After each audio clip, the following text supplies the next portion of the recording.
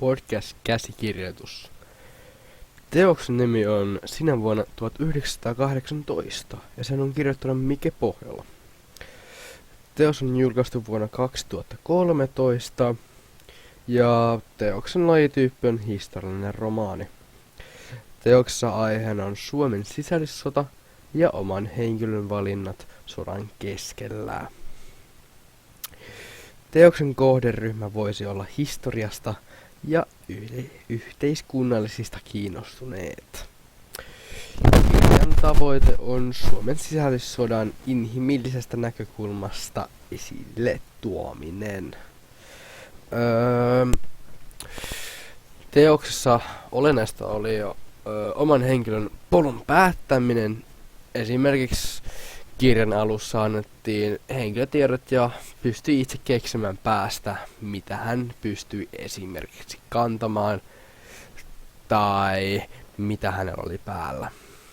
Sen jälkeen, kun oli lukenut yhden kappaleen kirjasta, kirja kysyi, miten itse lukija haluaisi jatkaa tarinan edeltämistä. Esimerkiksi haluaisiko karmean sadun tai iloisen sadun tai neutraalisen sadun. Ensimmäisen kappaleen jälkeen, tai sen kappaleen jälkeen oikeastaan, se kysyi, haluatko olla juutalainen, kommunisti, fasisti, isänmaallinen vai ruotsalainen? Siitä sinulle sitten syntyi oma identiteetti ja omista päätöksistä pystyit tehdä niin omanlaisen kuin haluaisit kirjasta.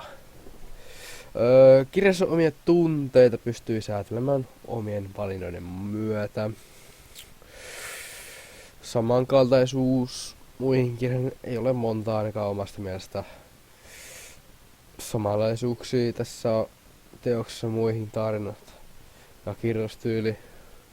Mutta sitten eroavaisuutta kirjassa on kuitenkin monta esimerkkiä. Oman päähenkilön luonteenvalinta ja uskollisuus oikeastaan on pääroolissa tuossa erilaisuuksissa. Mutta myös miten se päähenkilö tekee sen tarinassa on myös eroavaisuutta muihin kirjoihin. No omasta mielestä oikeastaan kirjassa epäonnistuneita piirteitä ei ole lainkaan. Joka myös yllätti oikeasti aika paljon. No, onnistuneita asioita kirjassa oli monia. Esimerkiksi oma valinnaisuus, miten tarina jatkuu ja interaktiivisuus kirjaan.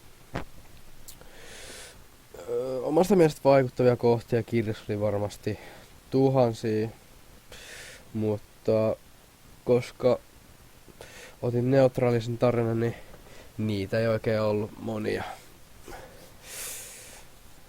Luotettavuus historiallisesti tarkka ja ne ovat perustettu aitoihin tapahtumiin ja näkökulmia kirjassa on myös todella monta ja se riippuu ihan siitä minkälainen niin kuin bio sun päähenkilöllä on, että minkälainen näkökulma sillä on elämään ja mitä se haluaa tehdä elämässään.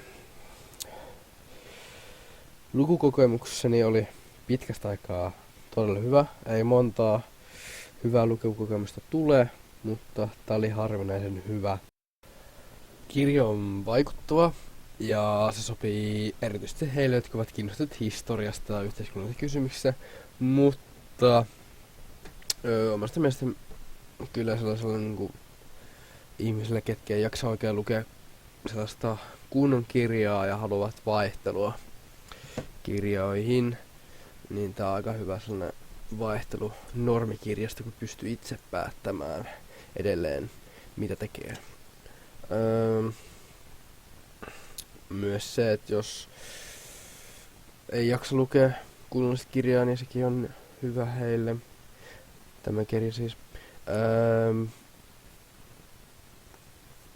Ja Ja niille, ketkä tylsintyy helposti sellaisista kirjoista, missä on vain yksi tarina. Koska tässä on enemmän kuin yksi tarina. Taisi olla, että kirjan kannessa luki, että miljoonia eri vaihtoehtotarinoita. Ja niin kuin kirjan menee, niin voit valita ihan itse, minkä tarinaa aiot johtaa.